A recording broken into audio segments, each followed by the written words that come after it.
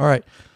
We're just getting up and going here, guys. You can probably hear audio, and hopefully everything is sounding good here. And we will go ahead and I will add some video.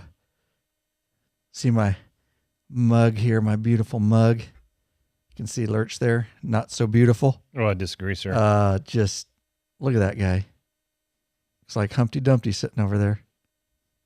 I don't know what Humpty Dumpty looks like really, but if I did know, you're Humpty Dumpty. Oh, okay. Just saying, dude. We're starting out strong here. Okay, so we are getting up and going live here. This is a live video broadcast and chat for patron members only, mid-level and above. It's been just a minute since we've been able to do one of these. We have been so crazy busy, but with that said, we're on a time crunch, and we're going to get this bad boy done.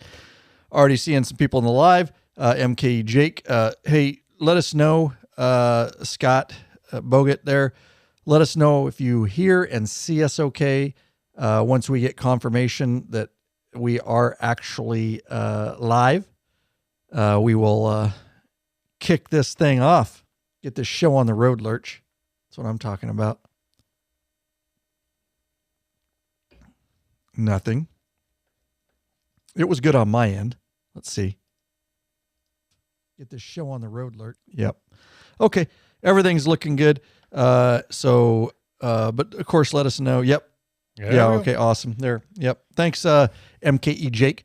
Appreciate it. Audio and video are good. All right. With that said, we'll get this thing going.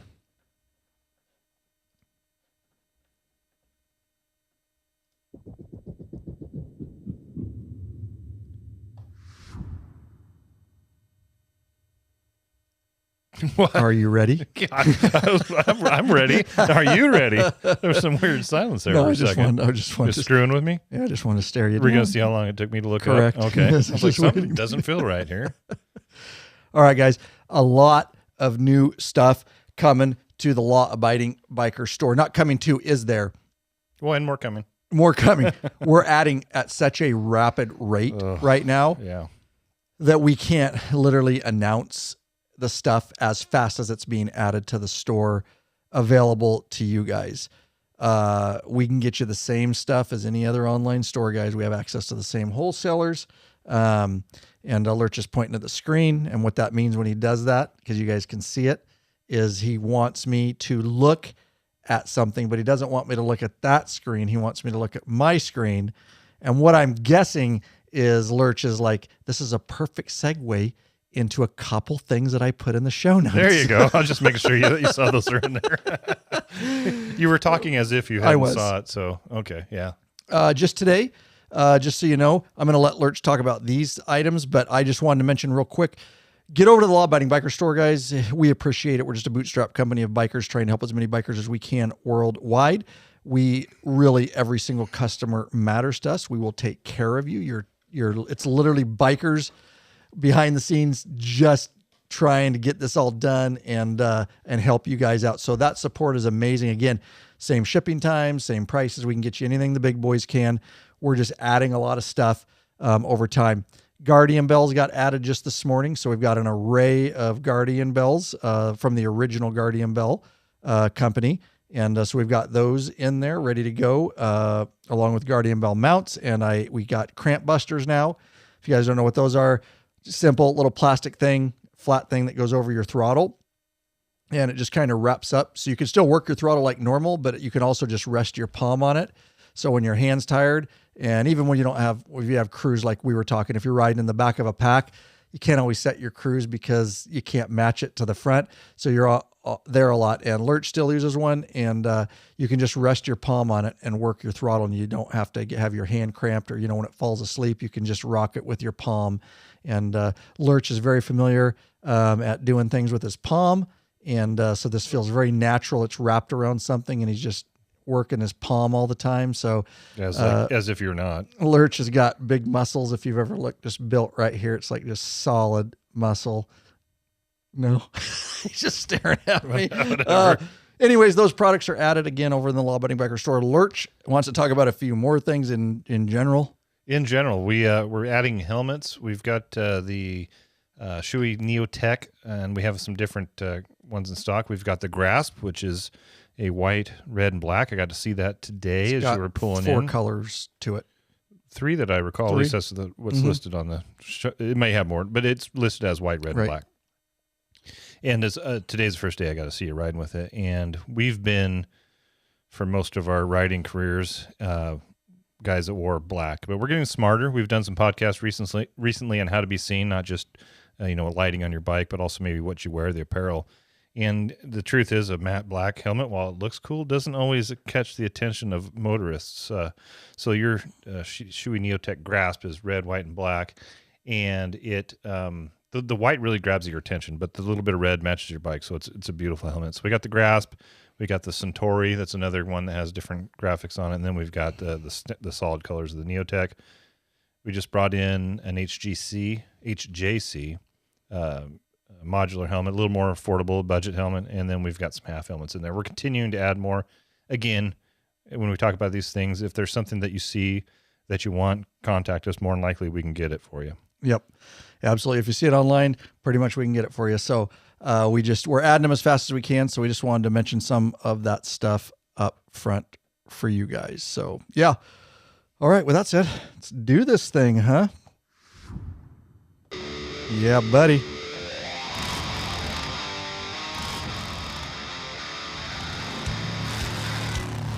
Welcome back, you freaking bikeaholics. That's right, you. Them? I'm just like changing it up. Oh, dude. okay. This is the podcast for the motorcycle majority, the Big MM, also known as the 99%. Large. And in charge Of the motorcycling scene. more than any time in history. By being here, by listening, you're part of what we call the hashtag Biker Revolution. There you go, guys.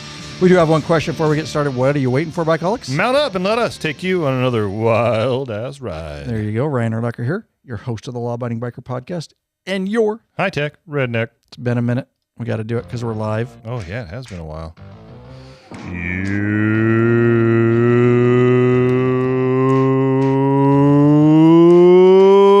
Ring. Wow. Frickin' legit, bro. A little winded after that one. Just legit bringing it out. Can you do me a favor? Yeah. Take that mic, raise it so it's up over your head. There. Now they can see you through the L of the mic. Okay. There you go. Cool. Perfect. Yeah, we didn't want it in the camera shot because it messes up the focus. So, all right, guys, we got a awesome episode for you here. As always, we're glad to be back live with our patron members. There's no better time than now to get signed up as a patron member, guys. So yeah, we always love being here live, and we got the chat going. We'll be monitoring as much as possible, but we had a lot of information to throw at you, and that's all about clutch, guys. There's a lot to Harley clutches. This can go for any motorcycle. It's not actually 100% specific to Harley, but we're going to talk about everything I know about clutch, just being a police motorcycle officer, an instructor, and my personal bikes and breaking in clutches, not only new bikes with new clutches, but new clutches put in old bikes. And we're going to talk about my go-to products for making the clutch overall better experience, better control of your bike, better ergonomics. We're going to talk about all that. And so it's just going to be packed with information. So hang on for that. You want to ride longer? Yeah. Tired of a sore and achy ass lurch? Who isn't? Fix it with a high-quality butt buffer seat cushion. Head over to Law Abiding Biker store and check out our full line of butt buffer seat cushions. Hey, Bikeaholics. 03D has a wide variety of innovative products for your Harley-Davidson and a brand new line for the all-new Honda Goldwing named Gold Strike. I like gold. Top quality, affordable chrome lighting and comfort products. Zero Gold Strike are the motorcycle LED lighting innovators for CAN bus plug-and-play system compatibility. Head over to lawabidingbiker.com/store. Check out our full line of 03D products. Always putting out new videos. Lurch wants to talk about this new video. We're putting them out faster than we can tell you about, but this is one that's on the channel. Yes, and this is from Todd Gregor, and it's about tire balancing. Oh, no, this was the beads. new free video. You didn't hear me. Oh, I didn't hear you. That's right. And we'll 'cause I was handle doing the email. something else. Sorry. We got an email Free coming. video. We got an email coming, FYI. If you weren't aware. Sorry, that's what happens when you're producing and at the same time. Trust me, dude. It's been a hell of a day. Both of us are off. fried the old brain. So new video is light the rear of your Harley touring model with zero filler panel lights. And the link to that video is in the show notes. We take you through all the filler panel lights. And do you want to tell them what those are just a little bit? Yeah, for those who don't know, you got on the back of your bike, whether it's let's say like an electric glide, like a standard that just has the open holes, if you will, in the back and in the struts, or if you've got like a special model that has a filler in there are lights that can go in that space between your fender and your saddlebags and just lights up the rear and adds definitely some dimension to your bike, but it adds a lot of lighting to your bike and catches those cagers' attention behind you because you do not want to get rear-ended. Well, Ryan might, but that's a whole nother story. Yeah, whatever you say, bro. So you're able to make the dumb jokes, but I can't? No, I did. I said okay. whatever you say, bro. All right. This is an announcement you want to make about some patron documentary film access? Is that you? Did you put that there? You wanted to do that in some of the episodes, so I'd put it at the top there. Gotcha. Well, we're going to skip it for this one. Sounds good. So new for video, guys. Now, what else we got here? Oh, it looks like Lurch. This is just an email or a voicemail? It's an email. Okay, well, let's do this. Let's do an email, guys. I got mail. Yay. This is what Lurch wanted to do. So the free video is just messing around. This is the email. Right. It says it's from Todd Greger. Hello, Ryan. Hope all is well. Was just watching your videos on YouTube and had a question. I'm going to be putting some rims on my Street Glide and don't want to put wheel weights on the new rims. Have you ever heard about balancing beads? Do they work? I've been doing a lot of reading. Seems to work well. Only a few bad reviews. Not sure. Just didn't want to have to remove the tire again and remove them if they were garbage. Was thinking you might have heard or even rode a bike with them. Any info would be awesome. So here was our response. Hey, Todd, hope all's well and you're getting some ride in, brother. I know many of the people who use tire wheel balancing beads. They work great and have heard no bad talk or problems. They are very convenient, especially if you don't have a balancing machine, etc. But here's what I will add to that is we got a podcast coming soon on tires and balancing and all kinds of stuff. So we'll go into depth even more on that because Oscar, we're going to bring Oscar in on that one. Hopefully, if not, nonetheless, we're going to talk about the balancing and get into everything tires related to. It's coming soon because the notes are done. Yeah. We were actually going to record it before this, but we ran out of time on a film project that we had to get something filmed. And so it's ready. So it'll be coming out soon. So yeah, stay tuned for that. Do we carry balancing beads in the store yet? Not yet. Well, there you go. We're going to get some balancing beads in the store. I'm just adding the I just create and work for myself. Before that podcast, we'll get some balancing beads in there for you guys. Again, we're just trying to add stuff as fast as we can. But yeah, we want to put in there what you guys need and what you want. So yeah, I haven't heard anything bad about them either. So I think it was a good response from Lurch. I've never actually personally used them. I just use wheel weights. But I know people that have, and I think it's a solid way to go. Like Lurch says, if you don't have, if you don't want to get the balance weights and all that. So some people just get wheels and they don't want to have a weight on their wheel because they don't like the look of it, Right. Yeah, I get it. Totally get it. All right. We love our, sponsors up front, but we consider these folks sponsors of the show too. And these are some of our newest patron members that got signed up. We shout out to Julian Stewart of Florence, South Carolina, Brooke Sterling of Saskatoon, Canada. Brooke is a top tier member, and Stephen Frazier of Fort Worth, Texas. There you go. lawabidingbiker.com/Patreon, Patreon. Pledge a certain amount per piece of content. No risk, guys. You can put a monthly cap so you don't go over your budget. We get that. There are many benefits. T-shirt, stickers, access to the private Facebook group, a troll-free zone, nothing but bikers helping and connecting with other bikers in there. Hard for me to keep up. Amazing stuff going on in there. You get access to live video broadcasts and chat like this, access to premium videos up on request, and of course, access to those ride meetup and events. Not only the ride meetup events that we are putting on and sanctioned, but all the unsanctioned events that are going on here in 2024. And the main meetup coming up here real quick, in June. I don't know by the time this comes out whether we will be there or not. But anyways, it's going to be close. Yeah, it'll be close. If not, it'll be out shortly thereafter. And sign up for Going was already closed a while ago anyway, That's so true. It doesn't actually matter. That's true. But yeah, also true.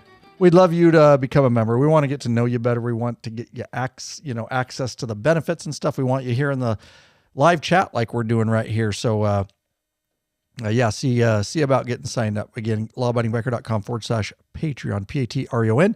And our patron members all get a discount and they shop in our store with the patron code. So don't forget, that's just another benefit that I didn't mention.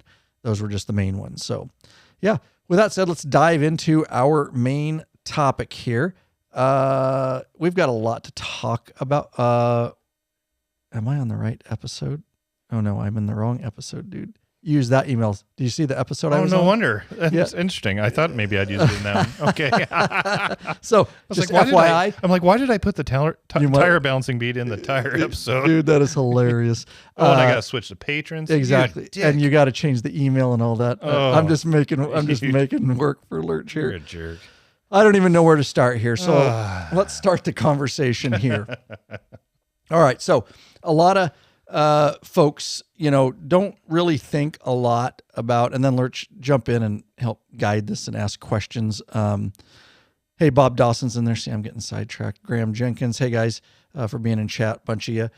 So a lot of people don't think about, your clutch, on a bike. A car clutch, pretty standard, not a lot, because you're not actually per se controlling the car as much with a car as you would with a motorcycle. Like you got lean and you got friction zone. A lot of that, you're just either stopped or going in a car. There's not a lot of technique you need to use. You're not really in the friction zone a lot. You don't need to hold it in the friction zone like you do on a motorcycle. So as I stated up front, I'm coming to you from the experience. None of this is like perfectly scientific. It's coming from real world experience. And that's years of police motorcycles. Not only just in classes when we have new students, they tend to burn the clutches out pretty quick because they're overusing them. They're compensating for their bad skills. And that just comes with time and new bikes, right? So we get a new bike like I did, my 2024 Street Glide. You got these brand new clutch, brand new plates. And a lot of guys, honestly, will go out. I encourage you not just to be that type of rider. We always promote, whatever your training is, even simple drills in parking lots, do something. Do something to make you feel more comfortable with your motorcycle. Always be looking to progress that ability. But one would say, I do nothing and I don't want to learn. And all I want to do is let my clutch out and ride from the West Coast to the East Coast. I still say you should break your clutch in properly. But that would be the only person that maybe, is the clutch going to break in fine on its own doing that? Of course, you're not doing anything. You're not progressing. You're not learning your bike. You're not training. Of course you can do that. And that's, Harley has their break-in protocols, not necessarily on the clutch, but on the motor. I violate every single thing Harley puts out on that. And I break my bikes in the way I'm going to ride them. And I rip them, and I ripped that thing right out of the dealership, less than 5 miles on it. And, it went to Redline. So my theory is break them in how you're going to ride them. I've always had good luck with that. And if you want to, if something's going to go bad in your motor, you want it to go bad in the manufacturer warranty period. So why are we babying our bikes? These bikes can handle it, especially Harleys. Trust me, we take our police bikes out and we're on them. We get them broke in quick, and they got to go to work. So, that's how I always broke in my patrol cars too. We'd leave our fleet and supply section, which is over in Olympia, and they'd tell us, don't go over 100. I love it. Don't go over 100 for the first 1,000 miles. Take it easy, vary your speeds.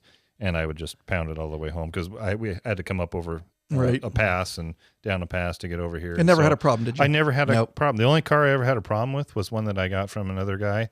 He had about, I can't remember, 75,000 miles or something on it, and I got it and ended up blowing the motor pretty quickly because it just wasn't broke in. Right, and that's properly because he drove like a grandma. Right, yeah, there you go, dude. So I'm just adding to what you're saying with motorcycles. Mm-hmm. And cars are the same way too. You don't want to run the living shit out and break them, but you need to run them like you're going to drive them. And if you break them in like you're going to drive them, then they're going to last a long time, in my experience. Yep, set the seals. But I look forward to getting into the clutch conversation though, because I got to tell you, I don't know that I ever broke it in. Right.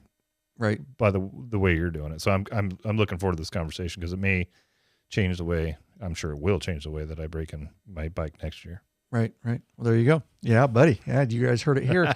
Future's coming for Lurch. Yeah, Bob Dawson, I saw him Thursday down at the store. He came down to look at the store, do some painting on the exterior for us, and he had offered for me to take it around the block, but I am purposely not going to ride his bike. I'm not going to ride your bike. I'm not going to get on a 24 until next year, or 25, because I know if I do, I'm going to want to buy one. And the smart thing for me to do financially is just to wait till next year. Right. Yeah. I get it. Because I have offered Lurch to ride it, and he's holding strong. I agree, because you're going to want to get on one. Yeah. But yeah, literally my bike, guys, I frickin' redlined it out of the dealership.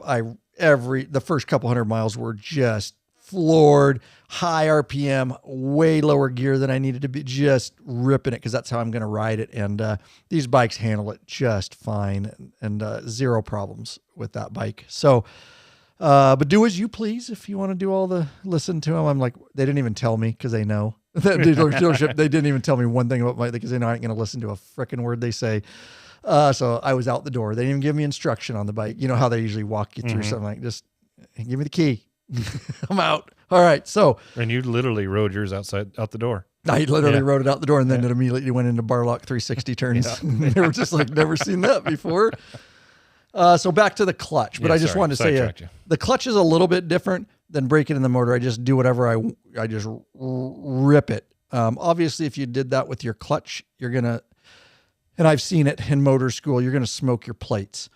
There's a point at which your plates get too hot because they aren't broke in quite yet, and they glaze, and and it's going to smoke, and you're going to smell it. It's going to stink really bad. You'll smell new clutch when you're breaking it in. A little smell's okay. But then they just glaze, and they're so slick that you're not going to get any disengagement anymore. If that's right, or engagement. Yeah, engagement. Yeah. So they're just going to slide on each other, and they're never going to grip each other and get the bike going. You're just going to get constant slipping. So you do want to break it in right. So we have to put these bikes in service quickly, specifically police bikes.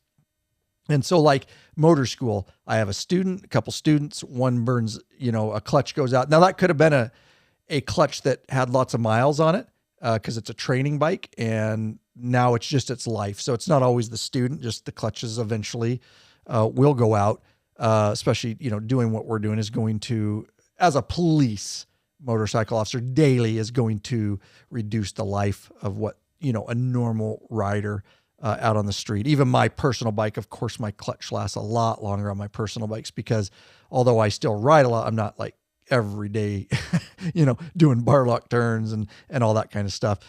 So with that said, those are the procedures that we're kind of going to explain. And so getting a bike back into service in motor school, you get new plates put on it. There's a process we go through, and it's the same process. Now, with that said, the video, is out, and it's been out on the YouTube channel. It's very detailed, and Lurch will put it in the show notes. It's how to properly break your clutch. And so a lot of what I'm going to go into here, but I'm going to get a little bit deeper since this is a podcast and we're here with you guys. That's what's nice about the podcast. We can get a little bit deeper, but the video has a lot of visuals, and it'll show you what I do. And you don't have to have cones and patterns. I did some of that in the video, but you can literally just have a parking lot. You don't need any special equipment. So let's break it down. So you got your new clutch, and you 0 miles on your bike or whatever, and you're out of the dealership. All right. So here's some of the first things that you should start doing. And so I'll go out, and I'll go out on, the freeway, city street, county roads, whatever, and just ride it like normal. That's what I would say. Just start up and go like normal at first. Okay. Start getting just a little bit of time, get things heated up. And then gradually what I do, especially probably within like the first 50 miles for sure, is I'll be going down the road, and say I'm doing 35 miles an hour. I'll pull my clutch in with my clutch hand just a little bit, and I'll bring the RPMs up. And what I'm doing is I'm slipping my plates. I've got air flowing around the bike. We're keeping things cool. We're not getting crazy yet. And I'll just let those clutch plates slip, and then I'll let it out, and then maybe go for a little bit, and then I'll bring those RPMs up nice and high again, and I'll pull, as I'm pulling that clutch in, and all I'm here, you're just hear your loud motor, revving up, and you should be going a lot faster, but you're not, because you're in the friction zone. You're in that zone of not complete engagement and not complete disengagement. And you're just working those plates and you're just spinning them together and heating them up a little bit. And then you're riding. You got the nice cool air. We're being easy here. We're just cruising along. So do that. And so as you progress and you've done that, and this can be multiple days, you don't have to go out and do this all in one day. I would suggest not. I would say, depending on how much you're riding, somewhere within the first 200, you should mostly have your clutch really set and broke in if you do all this right. So once you do that, that's the first one. That's how you want to start it. So now our clutch is getting broke in more. And so now what I'll go do is at an intersection. So I'll still be doing the slipping the clutch plates here and there while I'm riding, but then I'll just go through town or stop signs. It doesn't matter. But what you can do in a parking lot technically if you want, but I like to be just riding around. I'll stop at a red light. And then what I'll do is I will give my bike, when it turns green, I'll give my bike some gas, and then I will let my clutch out, but I will let it out very slowly and methodically, basically dragging the clutch as I'm getting going and just letting the plate slide. And then I eventually, after I do that for just a little bit, I go ahead and let the clutch all the way out, let it engage, and on down the road I go. And then you'll come to another intersection and you can do that again. And so this is working the clutch plates even a little bit harder. Again, you're bringing those RPMs up and you're basically just slipping your clutch as you're getting going out on the street. And so do that. And you'll feel, the interesting thing is, if you've never paid attention to your clutch, you will start, I am intimately in knowledge of my clutch. Different clutches feel different. I can tell ones that weren't broke in quite right. I can tell. It's not that I can't still do all the same drills. What we're trying to do here is get these things set. It's going to extend the life of the clutch. And one of the biggest things is, again, just due to my experience, it's going to give you a wider friction zone. When you guys first get a new clutch, you'll notice how grabby it is. And so there's not a lot of friction zone. It's just like you let it and it's either grabbing or it's not. There's not a lot in between. And even when a bike's cold, the plates are cold, it'll be grabbier. So our police bikes, when they're cold, they'll even be a little bit grabbier where there's just not a lot of friction zone. Well, you can heat them up, and I'll just do like 3 bar lock figure 8 turns and I'll work the plates and get them warmed up, and you'll immediately feel the friction zone expand out. And so you'll have a wider area where you can move your clutch lever in where it's not engaged or disengaged. It's better to have a wide friction zone. So you don't have to be so tedious about exactly where you need it, especially if you're in a full bar lock lean turn or something like that. You kind of want a little room for error there, so to speak. And that's just less hand fatigue. Makes sense. A little bit less mental concentration, new clutches, you're just like right on the edge when I'm breaking them in on a course. I'm like, oh, it's there. No, it's not. Oh, geez. And you'll see a little bit of jerky bucking. And then just you might pull in the clutch, and yes, an amateur or an inexperienced rider might start bucking and then pull the clutch in. Then you're going to lose momentum, and you'll just see the riding a little bit jerky because it's coming in and out. Then we have to fight it with the rear brake, and so you'll just get a little bit of. It won't be as smooth looking for sure. A new student will just be on their arse. Yeah, absolutely. Because your natural instinct is you feel it's starting to buck, and you grab the clutch, and then you got no momentum, and it's over. Down you go. Yeah. Okay. So. I'm just winging it here, guys, as we go along here. So if you have anything come up, Lurch, let me know. So we're at a point now where we've done, a lot of the in-town stuff. We've done the, slipping it, going down the road. Now at this point, we're going to start getting a little more aggressive at this. Okay. Okay. And so what I'll do is go out and, find a parking lot, somewhere safe. And I'm going to lightly start working drills. And what I mean by drills is, bar lock 360 turns, bar lock back the other way. I show you in the video, if you can't do bar locks yet, or you're working towards that, there's still some other ways you can do this, just with lines in a parking lot. But essentially what you're trying to do, I want to put it in the friction zone longer. So I'm able to do those circles. And the entire time I'm doing that, I'm in the friction zone. It and forces so, you to stay in that friction exactly. zone. Right? Yes, exactly. And the bike's at lower speed. Mm-hmm. So we're Lower not speed, getting all the lower wind, RPM. lower RPM. We're getting the heat up. Yep. Right. Okay. And so I'll do those. I'll do maybe, 5 one way, 5 the other way. And then you got to cool it, guys. You don't want to burn it. All right. Well, once you get these things broke in, you can do like entire courses, like multiple times, and the clutch is fine. So these are robust clutches, but I'll heat it up like that. And then it's out on the road, go for a little 5-minute ride, nice low RPM, let the bike just cool. The air's flowing around the primary. We're cooling things down. And then you can go back to another parking lot and maybe do that again. Again, I wouldn't do this all in one day. I might do that, 2-3 parking lots, done for the day. And then just ride normal the rest of the day if you're riding somewhere, but get some of those reps in. And then what we're going to do from there is we're going to ramp it up a little bit more. And now these plates are getting broke in. You're going to feel it. Everything's feeling fine. They're definitely to a point where they can do longer drills. I will say on my video, I do like, I have a keyhole set up. So I'll do a keyhole pattern. I did some figure 8 patterns. I like setting up cones. I love riding patterns. So I set up all the cones, but you can do a lot of the same drills. The point is with those drills, those particular drills, like a keyhole, you're in and out of the friction zone a lot. So you're not holding it now by setting up. And I show you how to do parallel lines. You can come around and you're basically using the lines and you're doing figure 8s, but you're basically coming in the friction zone, out of the friction zone, in the friction zone. So there's just this repetition of in, out, in, out, in, out. And that's a lot funner than just riding down the road doing that. In and out is a lot funner. That's what she said. Guaranteed. That's what she said. Knew that was coming. Yes, she did. I saw the smile on your face.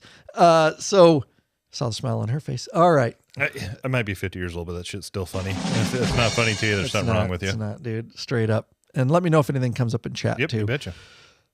So now we're going to go out on the road, and what I'll do is really push the clutch now. So I'll basically find a safe place to do this, guys, but it's a dead stop, rear brake on, and I will take the bike to red line. And right while I'm sitting there, straight to red line, and then I'm letting the clutch out. It's a race. Kidding. It's a race start. Okay. Yeah.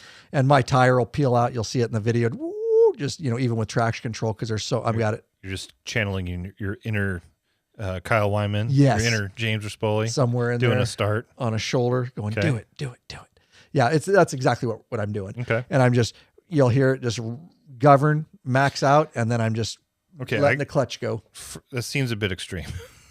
So I'm sure you have a reason for it, but Right. just listening to it seems a bit extreme. Like I said, in the past, I've never really truly did any drills to break my clutch, and I just rode it. Perhaps I did some slow maneuvers and I got in the gray area a little bit, but not to the extent that you're doing here. And I could see how it would, widen the friction zone, get the plates set real well. How does race start?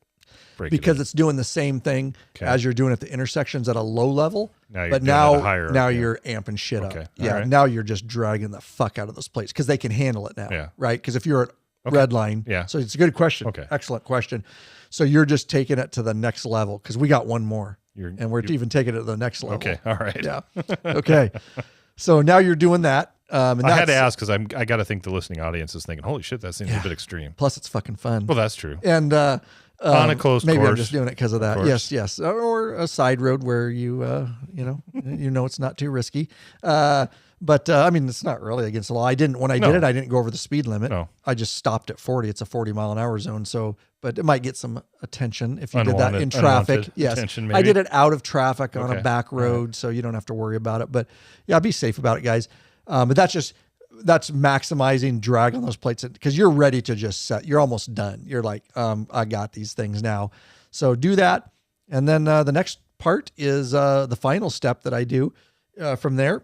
And again, while I'm out doing these the next day or the following day, whatever I can, while I'm out doing the high speed starts, race starts, I should call them. Are you sprinkling in some of the other stuff too? I am. Okay. I'm done with the first two, but I will go in parking lots. So I'm doing the race starts, and then I'll still go. We're at a point now where I don't need to be dragging it while I'm running down the three-way or stop signs and stoplights. That's all gone. That's just to get it started.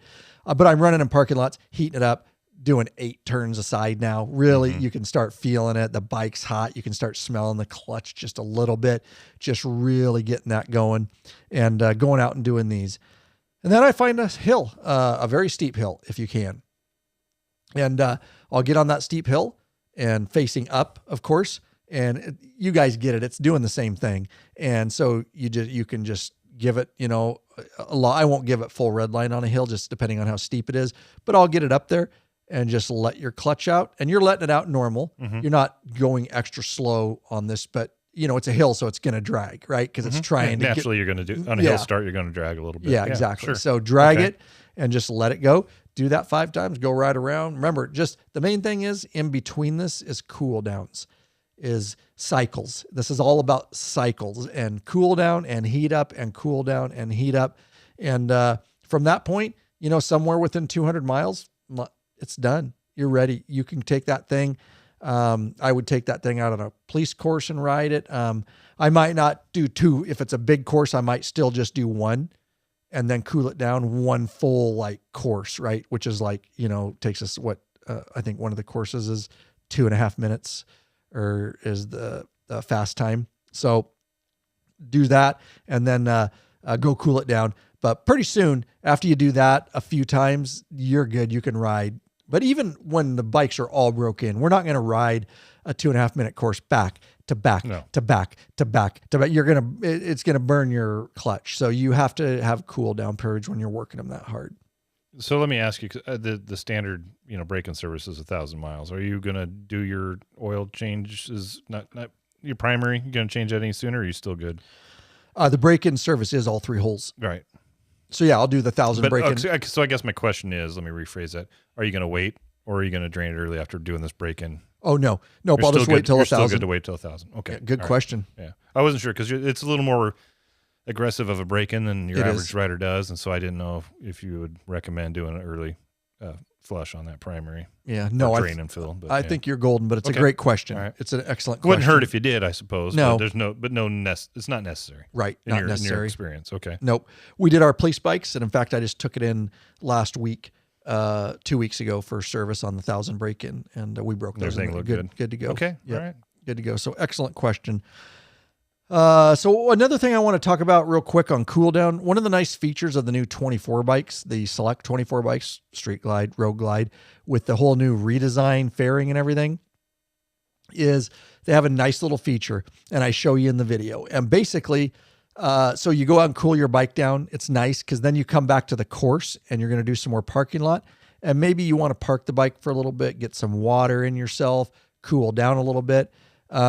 You could actually force the fan on those bikes. And so all you do is have it, you know, the ignition on, and you can just reach up and grab the throttle, I guess it depends if you're low, but you can just grab the throttle and rock it back all the way, open it up. The engine's off, of course, and hold it for like 3 or 4 seconds, and you'll hear the fans come on.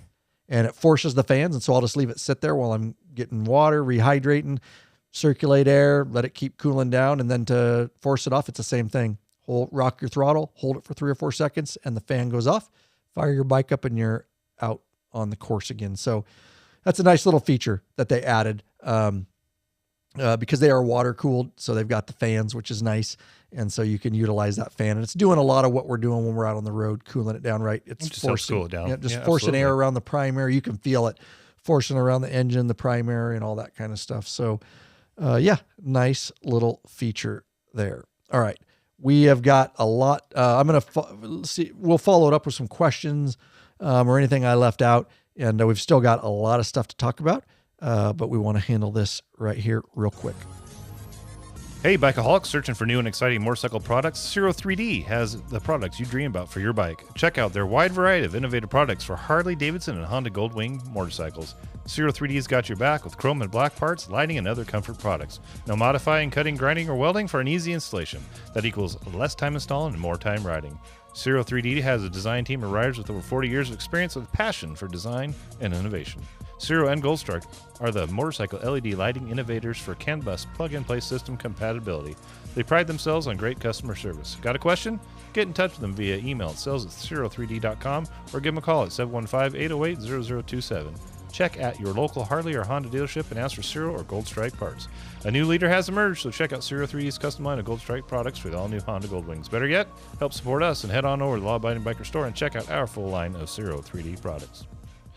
All right, so with that said, and I know there's going to, be some naysayers, and that's fine. I get it. That's the online game. I've been doing it for 11 years now. Again, can you go out and just ride your bike? Yes. If you guys don't want to do it this aggressively, or you're like, I can't, I'm not even close to anything where I want to do that in a parking lot. At least do some of the techniques is what I'd say. Some of them I gave you anybody can do. It's just going to help, and it's just going to get it broken faster, in my opinion. A lot of this was learned out of having to break clutches in fast. We don't have 5,000 miles to break in. We need the motorcycle in a police. It goes down the clutch. It's in the dealership. Pop the clutch, new plates. We got to get it back on the course. And so we did actually fail on that before. And that's how I learned a lot of this is we get the bikes back on the course, and especially new riders, like I said, and they'll smoke the clutches, and now you got they're shot. Now you've got a brand new clutch. So I talked to mechanics on this too. I'm not going to lie to you. There is some mechanic input that gave some ideas. So I started establishing this over time of how so I'll take the students out on the road on hills and all the things I told you guys. But we're doing a lot harder, a lot faster, just because we got to get the bikes back on the course.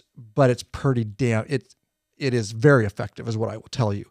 But if you just go out on a course and try to run the clutch like we run them, you're just going to smoke the plates. So at least do some of it, grab a parking lot. And again, if you're just going to ride straight, I'm not telling you have to do this. I don't want to force it on anybody. But if you are one that is pushing a little bit, you understand friction zone, you do, run your bike in the friction zone like you should to control your bike in low speed and all that, then certainly I'd encourage you to go out and do this. I will tell you this little secret. So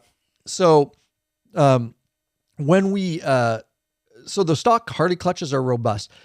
To put it in perspective, a lot of people say, oh, doing the maneuvers and what you're telling me is just going to burn your clutch up. I will tell you it will not. These Harley clutches, they amaze me. If you heard some of my students on the course, you would think the bike should blow up. And these things handle it. And I'm like, God, that clutch is going to go, and they'll make it last another 3 days with their horrible riding. They last a long time. Case in point, my 18 police bike, we work in a city environment, has like 23,000 on it, original clutch, daily police work, competition courses, training courses, you name it, I've done it, and it still shows no signs of being done. So they will last. Most of you, all civilian regular riders, you probably have never replaced a clutch. You've never replaced clutch plates on a bike. No. It's just so, you have to do a lot. Mine will go on my 18 police bike. It will go, at some point long before it should, just because we're a really extreme use case. But I got my 23 now, and my 18 is going to be passed down to another officer. I got my brand new 23. We're still waiting on a little bit of equipment for those bikes before they're ready to hit the road, but I've been riding it. I qualified on it, trained on it. We're going, in fact, next week at the time of this podcast, I'm going to Oregon for NAMOA, North American Motor Officers Association, 3-day clinic and courses, and we're going to ride the bejesus out of it. So I'm looking forward to that, but hopefully it will be in service soon. It's just the slow wheel of government sometime getting our bikes up and running. But a lot of people said, 23, you just got a new bike. I did. I got it. It's been sitting. It has had some stuff put on it, but not enough. The wheels of government turn slow sometimes. Yes, as the demonstrated. People that are doing the work on the bike, well, I'm sure they do great work. There's no incentive for them to get it done any faster than they do. So yes, yeah, that can be frustrating. I don't miss those days. Right. Got a quick comment in the chat. Not so much on breaking in your clutch, but Graham Jenkins he's talking about your break-in oil here. He says, Ryan, you could probably sell your used oil to Oscar. It's only got 1,000 miles on it. He can run it for another 4,000. Guaranteed. Or 10,000. He will with his used oil analysis. Yeah, no, I guarantee he would. Yeah, Oscar will drink it probably. Yeah. Thanks, Graham, for the comment.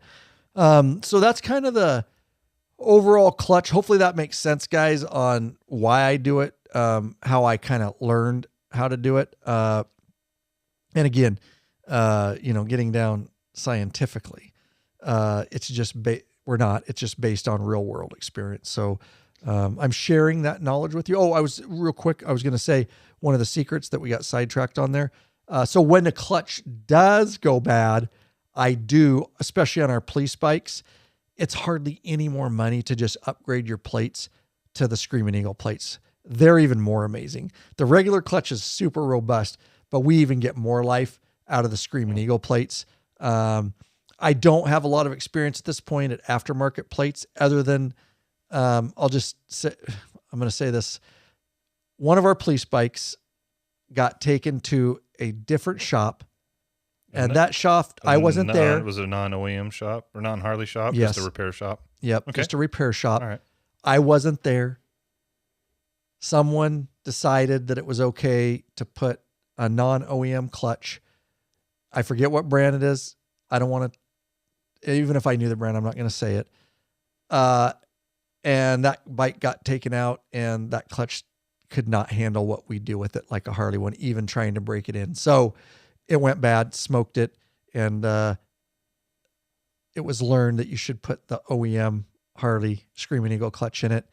And I took that bike out this last week because somebody wanted me to break it in properly, the clutch, and I broke it in, and that is, the Screaming Eagle clutches feel amazing once you get that friction zone opened up. So we're not all about, I rarely recommend OEM stuff. We love aftermarket. It's better, it's cheaper. But there are a few things. That's one of them. I can only say it because the Harley clutch, look what we do to it. I mean, so I don't get anything for saying that. We can't sell them because that's OEM. But I'm just telling you, it's a really, really good clutch. But there are other brands out there. Hopefully in the future, especially when I retire, I'll be able to test some, just throw some different plates in there and go put them through the paces and say, nope, that one ain't going to work. Smoke that one. And we'll hopefully be able to do that. So, all right. Thanks for being in the chat, everybody. With that, I guess, Lurch, we should transition into, I've been doing a lot of talking, and I'm sure I'll do a lot more, but we should transition into here. All right.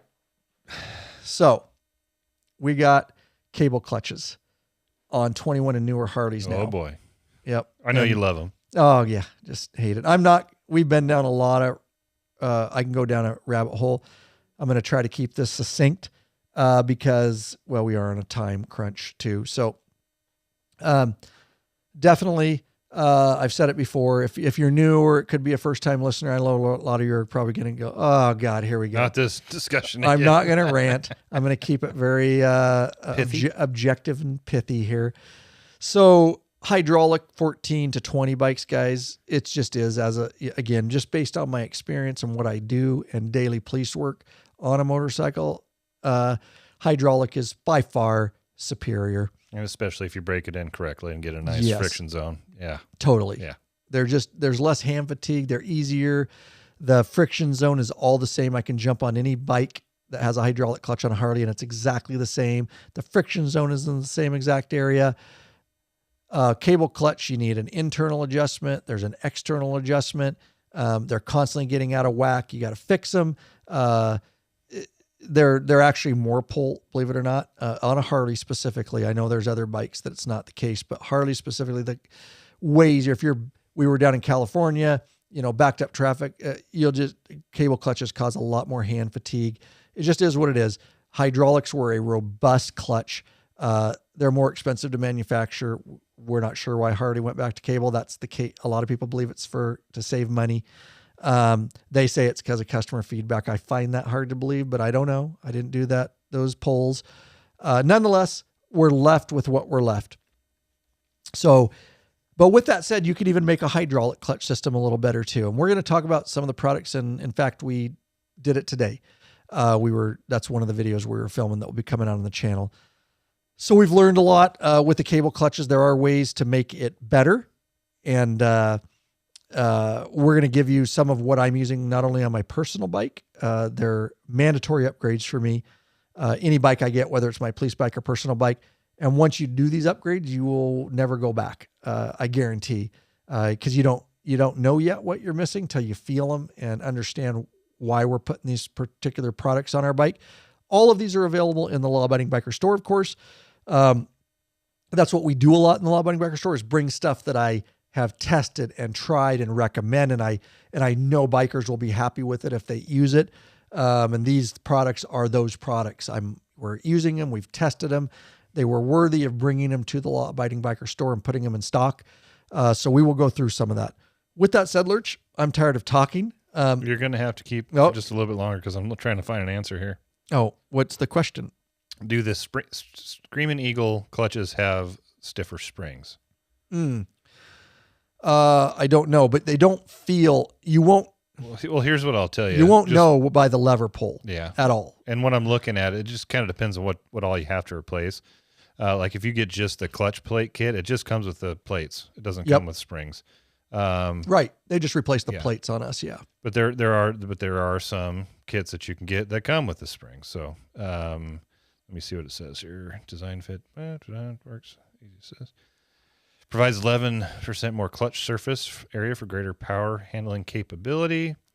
And it does have, well, I don't know. It says 1,200 Newton clutch springs. So it doesn't tell you if they're stiff or not. My experience with high performance clutches are they do have stiffer springs.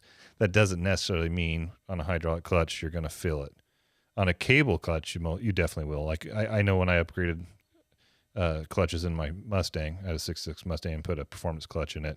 The springs were tougher, and when you pressed on that, you knew it. But that was a similar thing. That was a clutch that was operated by cables. When you get into hydraulics, then the hydraulics doing most of the work. So I don't think on a hydraulic clutch you're going to feel it much.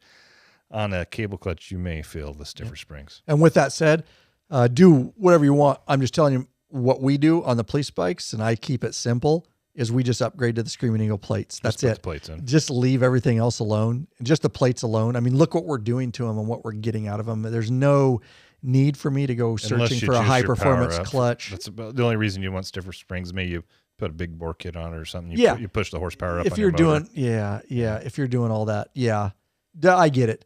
This was just specific to that environment. But that there is a place for it. I'm just telling you. We keep it simple there. So thanks for that question. Thanks for looking that up there, Lurch. Absolutely. With that said, why don't you get into, enough about it, and then I'll chime in where I want. So talk about the 21 and the cable clutch system and the adjuster system and what the problem with it is and all that kind of stuff. So if you've been listening to any of the podcasts, you'll realize that Ryan's not a fan of the cable clutch. He prefers the I have one more thing. No, I'm just teasing. All right. The hydraulic clutch. But it is what it is. Harley switched back to them. And on the 13 and older bikes, when you had your adjustment on the cable, down on the neck of the bike, you had an external adjustment, and that was a metal adjuster that had a couple lock nuts in it. You can spin it out or spin it in, and you could really adjust your clutch cable until you ran out of adjustment. Then you had to go and do the interior adjustment. Internal adjustment. But one of the things you could do is set your clutch cable to grab at a certain distance off the bar. You can have it grab far out. You can have it grab close. Well, with the newer bikes, I think it's 18 and newer, depending on what models, Harley went back to the cable. On some of the Softails, they went earlier than the touring. They never went to hydraulic on a lot of them. Okay, so that it was just touring that they went to hydraulics. So CVO stuff, Screaming Eagle stuff. Yeah. So this adjuster I'm talking about refers to the 18 and older, so that makes sense. It's just fitments. But anyways, the newer adjustment is what we love to refer to as a manual auto adjuster. And so instead of having, two jam nuts and I can't think of the proper term for the adjuster, but basically you can turn it in and turn it out to lengthen or shorten the pull. A long ass nut. Yeah. Threaded nut. Yeah. Adjuster. Well, it's got two parts that turn in and out. So anyways, there's an adjuster in there. They switched to a plastic adjuster that's automatic and it's spring loaded. And what I mean is you can pull a pin to release the pressure. It's a little push button. Yeah, push button opens up, and there's a spring in that adjuster that then pops, and it sets that cable length to a predetermined amount by Harley-Davidson based on the spring rate of that little spring. So it's convenient in that all you gotta do is pop it. It does its auto adjustment. You close it. The downside is then you really can't adjust the play in your clutch handle. So you can adjust it to grab closer to the handle or farther away. So one of these things that you found was a Fat Bagger's Easy Clutch Adjuster. So you can basically replace the top half of that clutch adjuster on the stock Harley, and you get rid of that plastic piece of crap manual auto, and you can put something in there that you can really fine tune. And it's not a crazy expensive part. I mean, it's around $50, but man, it makes a huge difference to the rideability of your Harley. And especially if you like to do, even if you don't like to do slow maneuvers, it definitely helps there, but it'll put you in a lot better riding position with that clutch handle. Yeah. So following up on that information there, Lurch, is so my clutch handle on whether it's cable, what we're going to talk to you about, well, we'll get to that. This product's obviously just for cable clutches, okay? What I like, since I am stuck with if you're going to keep the cable clutch system on the bike, you're stuck with it. I like about a quarter, or, 6 and an eighth, I guess. Yeah, an eighth to a quarter. Yeah. Play in my clutch lever. And what I mean is if it's all the way out and I pull it in before any tension is on it, there's a gap in between the body that holds the clutch lever and where the clutch lever, I show you all this in the video, and where it comes out, and you get a tape measure. And I just know it by looks and feel, but we got a tape measure for the video to kind of show what I was talking about. I like it right in there. And that brings the lever in so it gets in and engages the clutch at a certain distance off my grip. That's where I like it. That's where a lot of police guys like it, because I'll adjust other guys. They don't really know, and I'll just adjust it there and they like it. It's just kind of a standard. If you go too far, your clutch you're going to start the bike and it's going to lunge if it's in gear because it's not disengaging the clutch. So, you have to find that there is a maximum, and you don't want it too tight where there's no play in it. Cause literally your plates could be apart a little bit and slipping because the cable, that's what will happen when cable clutches get out of adjustment. They'll tighten up like that. And that can be, your plates are actually to where they're slipping, and you don't want that. So you want always, regardless of what play you put in, you want a little play. You don't want that cable tight. So there is, again, this is why I don't like cable clutches. They're finicky, and you got to deal with a lot of this stuff. It's totally doable, but it's a pain in the ass. I just want to ride. But bro, I can fine tune it. Oh yeah. We're getting to that. We'll get to that too. We're getting to that. Yeah. Just a lot of uneducated, inexperienced riders out there, and that's okay. That's what we're here for, to try to educate, help, entertain, all that kind of stuff, guys. So with that product, it's an absolute must, guys. We carry it in the Law Abiding Biker store. Our detailed video on the product listing shows you exactly how to install it. I mean, in great detail. Take you about 30 minutes. Done. Yeah, I think that's fair. And I was just down at the dealership this week, and I talked to a certified Harley mechanic, and he watches my videos, and he saw my video and said the best thing by far, every customer, I recommend them getting rid of that stupid plastic adjuster. There's guys, we've had reports of those breaking on trips. They're only going to last so long because it's a pop button. And it's plastic. And those are breaking. And there's some other issues with them too. If you're just going to leave it, then maybe it'll last a lot longer. But I immediately recognize that I'm going to be adjusting my clutch cable because I wear them, and that was going to be a problem. So it replaces it with this metal thing. It gives you full ability to adjust it. I know some guys, we got an email, some comments of guys on trips that were stranded because they tried to adjust it while they were on a trip and the button broke. So I'm just telling you guys, if you have a 21 or newer Harley, absolute must. I got to wet my whistle. And once Ryan got his hands on one of these and we installed it and saw how great it was, we were such believers that we bought out our distributor, which is a major distributor. We bought every one they had, and I'm looking at the inventory, and they still don't have any. So we've got them all. So Yep. we'll take care of you. Looks like there's going to be some more coming in June. We're Into watching May. to try to see when our wholesaler gets them. We'll get more in. We'll keep it. What I'm trying to say is we're going to keep them in stock. We like them so much. But if you want one, we got them. I'd get it sooner than later, just in case there's a lull in between when we can get them and when we're out of stock. Just be aware of that. I would get hooked up with it. Again, Fatbagger's Easy Clutch Adjuster. And product page video there, got your back. Simple. You'll love it. You'll feel very confident that that nothing's going to break down there and give you that fine-tune ability. All right. Now we're going to get into something in between hydraulics and cable clutches, but we want to do this. Which is your butt. That's right. Real quick. Ride longer and treat your ass with some respect already. Oh, my. Get hooked up with a premium butt buffer seat cushion. This company of bikers developed a super thin hospital grade seat cushion made of solid and elastic materials. And it's unlike gel pads that will leak if punctured. Oh, my ass is leaking.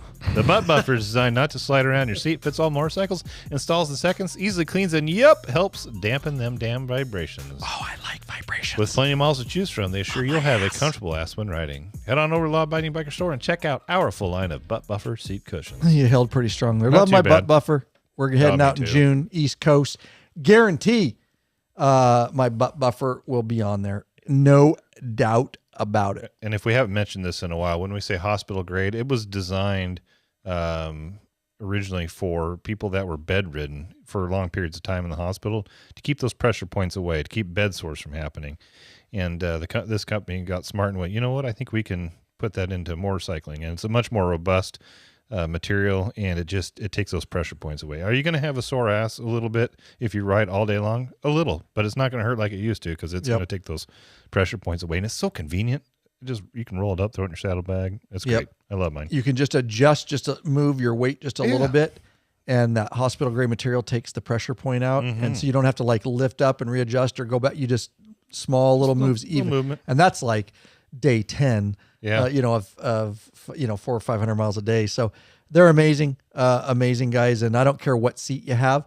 I rock it for long trips. Well, it's going on, guys. Absolutely. Yep. So.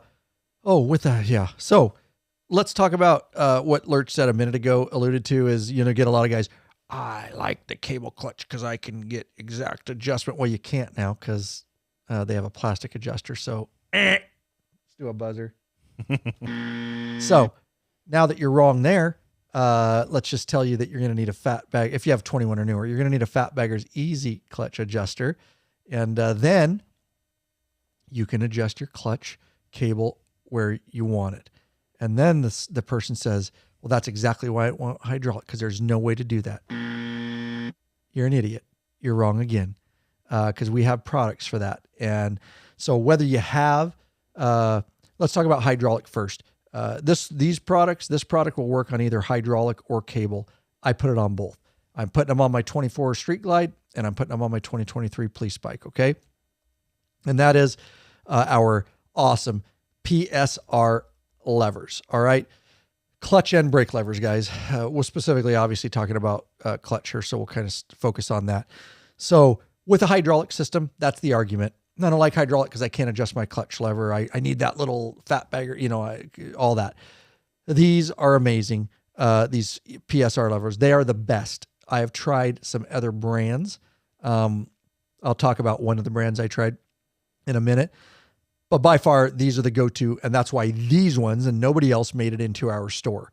We're not carrying anything beside it right now because I don't think anything can match up to it. And there's some reasons I say that. These are amazing, high-quality companies out of California, I believe. Doesn't matter. I don't know. Let me check the box. That's right here. Hey, look at that. Mm-hmm. I believe that's what their address said. Yeah, I don't know. Oh, geez. Oh, yeah. Pomona, California. Yeah, there you go.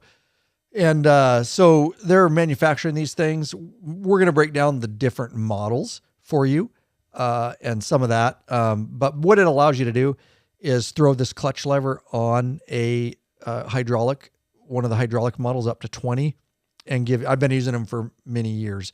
with different brands, I should say. This is, again, I love this thing. So this is the one that is my go-to, but some version of it I've used. So it's got a little knob, and different models have them different places, but it's got a little knob like Lurch, and right back on you. It allows you to basically, it's just tweaking, it's manipulating the handle. It's not actually adjusting the internal clutch or anything. It's just allowing you to use the knob, bring it in closer off the grip or farther off the grip, depending on where you want that friction zone to be. And these can also be used on cable clutch bikes, because it just gives you that much more adjustment. So you can, grossly adjust it with the fat baggers, and then you can fine adjust it. It just gives you that much more ability. And these do more once we get, especially the Pro version we're going to talk about, to even do more than that. I mean, you can really dial these things, and they feel great in your hand. They just scream quality, guys. Once you use them, I'm telling you, you're never going to want to go back to stock levers. And what I say about these levers is just the ergonomics of them, the way they're set up, is so much better. And aside from the adjustment that you get out of them, they look better, they feel better. They're going to feel better in your hands the way they are. And so even if you're just riding and you're not doing a ton of training, it doesn't matter. I would get these whether I was just riding, down the road, or if you're going to go out and ride aggressively and do coursework and stuff like that. So recommended for both. Again, a line of them in the Law Abiding Biker store. And from there, I'm going to let Lurch take it over for just a minute. You want to talk about, let's start with the black chrome, and you can start with Anthem versus Journey. How about that? Absolutely. What I intended to do, and I will. So these are the PSR adjustable levers, like Ryan mentioned. They are for clutch bikes. Jesus. They are for cable bikes and for hydraulic bikes. But they're available in a couple of different models. We've got one called the Journey model, and the Journey is very similar to the stock handlebars. What I mean is it in shape. So they're a little bit wider, and they follow the same design cues.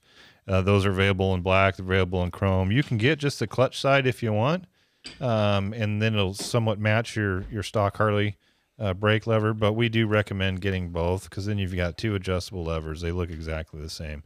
You can get that Journey in black and chrome.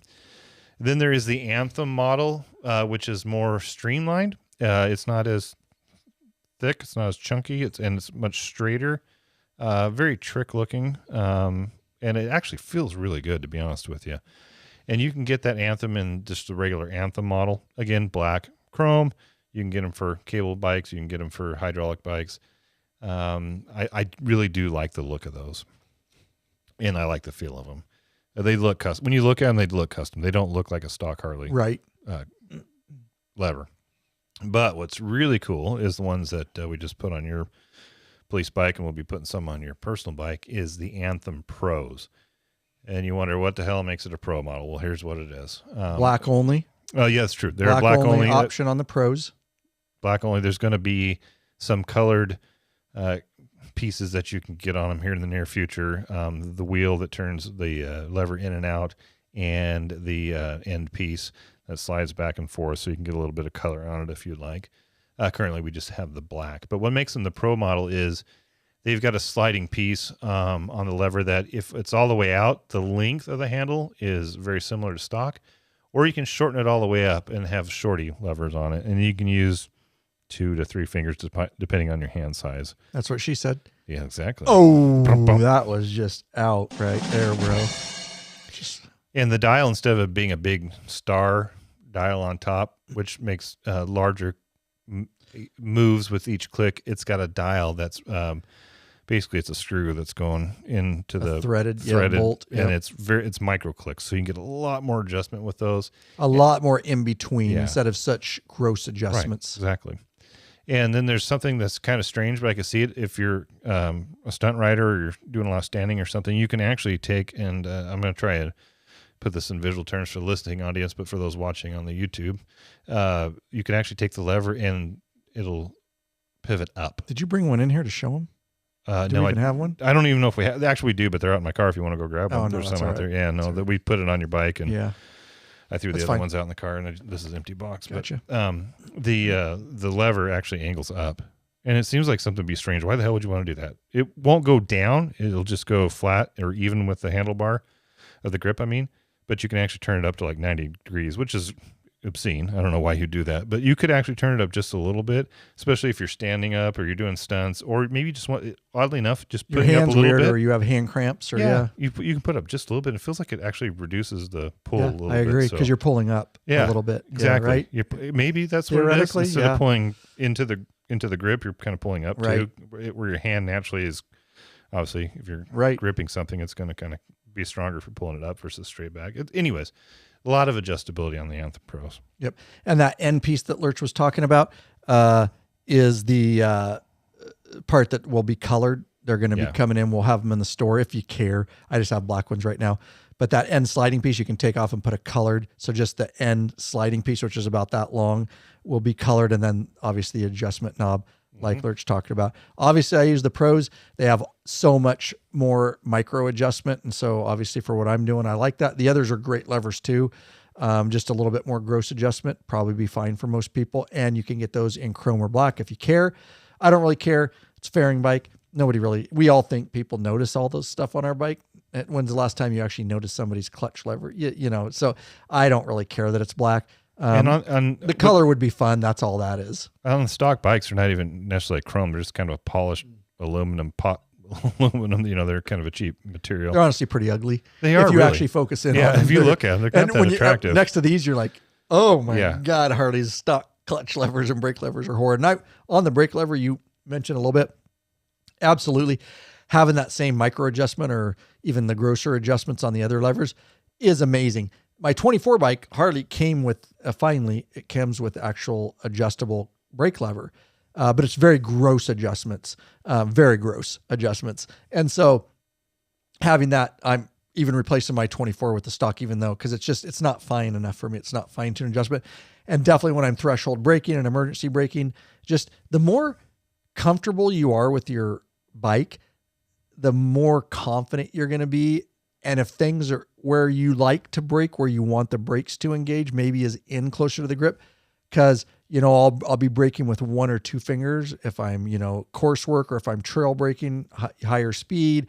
I got these different fingers on it. So to have that in the right position for me, just, it gives you this amazing confidence when your bike gets all dialed in the way you want it. I mean, there's a reason people do that. There's a reason, you know, that people customize bikes, and some of it's for looks, but a lot of this for me is functionality and the way the bike performs and making me very confident and comfortable with the bike.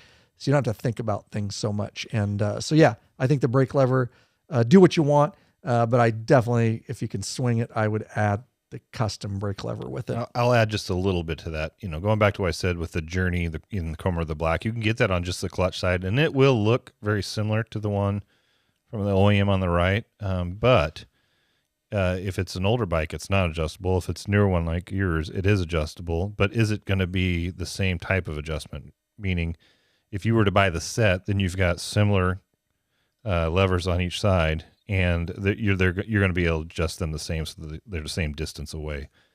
So for me, anyways, I would just assume have the two of them, one on each side, so that I can adjust them. That one be similar in feel and an adjustment as well. Yep. I'm telling you guys, once you feel these, they're amazing. You're not going to want to go back. There's a lot of things like that. You're like, oh. I know. And after seniors, I'm like, damn it, now I got I'm not going to put them on my bike because I'm going to be selling it pretty soon. But the new one will have it. We'll trick it out. Yeah. So, yeah, we got those available for you guys. I'm loving them. I'm heading down with both of them right now to a training conference in Oregon where I'm going to get to ride for multiple days, hardcore. And, yeah, they're just awesome. And you can kind of just go out of the course or wherever and figure out, you know, how you like them adjusted. That really comes down completely to rider preference. Anything else on that, Lurch, as far as clutches go? And no, I think that's a good episode. I was looking forward to what you had to say on breaking it in. Because like I said, I was your normal rider where I just went out and rode it. Maybe a little bit more with some slow speed stuff and getting in the gray area just a little bit because I have some training. I didn't get through it. I crashed and went boom too many Yeah, but times. you still know what we're but I talking picked about, up yeah. a lot. And Right, so I right. probably get in the gray area more than your average rider, but I see the value in it doing at least most of what you're talking about and just getting those clutch plates set. And what I really gathered from it is then it's going to be a little bit more robust, but you're also going to get a wider friction zone, which is good Right. for your slow speed maneuvering. A nice wide smooth Yeah. is what I call it. Yeah. Funny, Graham Jenkins and says, Matt, Yeah. you're right. The boss must be cheap, only letting you have Coors beer. I buy that for the guy. I literally, He doesn't drink it. I we don't. do. I refuse to drink water, beer, Bud Light, Coors.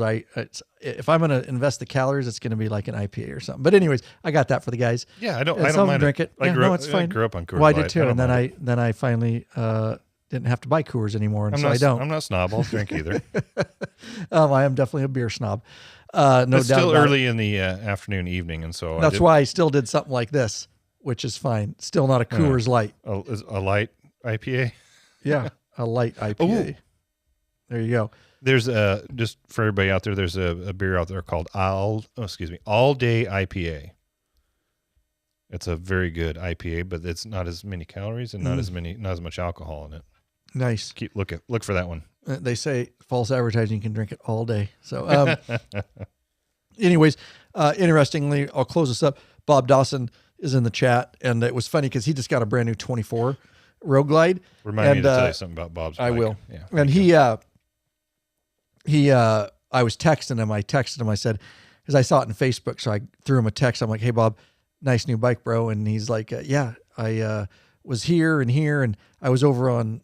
He named the hill I was on from the video. Oh yeah. And he goes, "They've cleaned up the gravel," because in my video it said it's still a little sketchy. There's gravel in here. And I'm like, dude, not only did he watch the video, he's going to the locations. He was able to pick out, because he's local here, guys. He knew where you And were. just the video, he knew where I was. So he picked the exact hill. So yeah, it was kind of funny. But yeah, what do you have to say about Bob's bike? Oh, just he and I were looking it over a couple days ago when he was, or yesterday, I guess it was, when he was down at the store, and they're no longer internally venting the crankcase breathers in back there. It's not going back into the intake. I talked to Apple State about that. Yeah, it's going into the case, into the Right. back It in the actually- motor, or we're somewhere back there. So But it's not it's I talked to the mechanic. It's basically equalizing the pressure. It actually goes from the back, because I put on a stage intake on this high flow. It's that tube at the top. It goes back and it goes into the top of the transmission cover. Yeah. Now you'll still get some pressure. You can still get light misting back and forth, but it's going to be so light. It's almost not like the old system. So it's not spitting it into the intake Correct. and burning no it. more. Yeah. Not coming out of the crank. Yeah. Not any of that. So it's a nice new system. So that's how that works. Yeah. Awesome, guys. All right, now, we love our patron members. We want you to become a patron member. Well, because we want to get you benefits. We want to get to know you. We want you in the private Facebook group, all that kind of stuff. But hey, for whatever reason, the only way you can support us or want to support us, we appreciate that, is through a flat donation. We never balk at a flat donation. Lurch wants to thank the following folks. Scott Fox of Tampa, Florida. Jesse Kripe of South Haven, Minnesota. George Rodriguez of Riverside, California.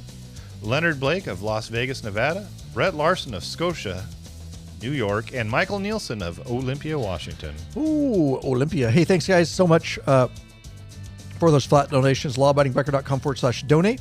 Helps pull a little fuel in the Law Abiding Biker gas tank. And keep this thing running on down the road. And not to mention, some of those are just flat donations, but a lot of those are also, we thank people that shop in the Law Abiding Biker store. They also, at checkout, leave a literal tip for appreciation of us, for us helping them find the right product. Also, I just want to mention, well, let's do this because we're getting long. Let's take this out of here. And then I'll do that in our closing. We're going to take it out of here, guys. But what I was going to say is, we've got the online store, which has a plethora of things. We also have quite a big showroom now in the store facility. And so if you're in the area, or you're going to be through the area, or you live local, Lurch is there a lot. We're open a lot of hours now for walk-in. But if you just want to be sure, especially if you're riding through, say, hey, we're from out of town, we're riding through, we want to stop, just hit Lurch up. You can go right over to the contact form. Just go to the lawabidingbiker.com/store, hit the contact and say, hey, we're going to be through on this date, this time. and we'll do something to make sure that Lurch is going to be there, or Oscar. Oscar's shipping a ton of stuff now to meet you. But we do have a lot of stuff. The Shoei helmets are in there to try on. I'm just mentioning a few things. We're going to have for out on display are the PSR levers, all the different models, so you can touch them, feel them. The shift linkages are out there. Do you have Kiriakin brake levers out there? We need to get those out there. They're out there. Oh, they're out there. So they're out there too. We were out of stock until a couple days ago. That's right. Yeah. So we've got a lot of stuff on display. So, if you want to touch it, feel it, you want to pick it up. Or remember, if you order and I forget on the store, can they check a pickup and not pay shipping if they just want to pick it up? No, disregard. Not at this point, but if you do, you can get a hold of me and There you go. I'll hold it for you. And he'll hold it, and you'd probably refund their shipping or something. That, or I'd send him a custom invoice with no shipping. Oh, gotcha. We'll figure it out. Yeah. Worst comes to worst, I'll just refund you. Right. But so if you're going to be in, and especially if you're driving a car and you're getting a bunch of stuff, and but just remember also, anything over $100 in the store is free shipping. So it kind of has to be worth it. It might not be worth it to pick up, but just be aware it's cool. If you want to stop by, check it out. We got a TV up. We're usually playing videos. We got free beverages in there for you guys.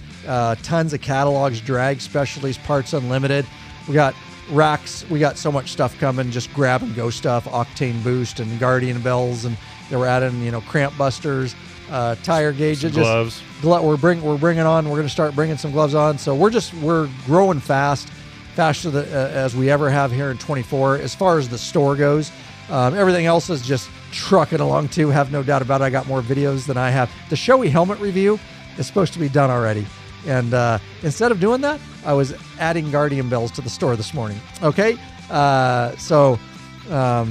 Anyways, if you're through the area, what I'm saying is, or local, we are open. Stop by. Tires, we're getting you guys now. We're gonna get a rack.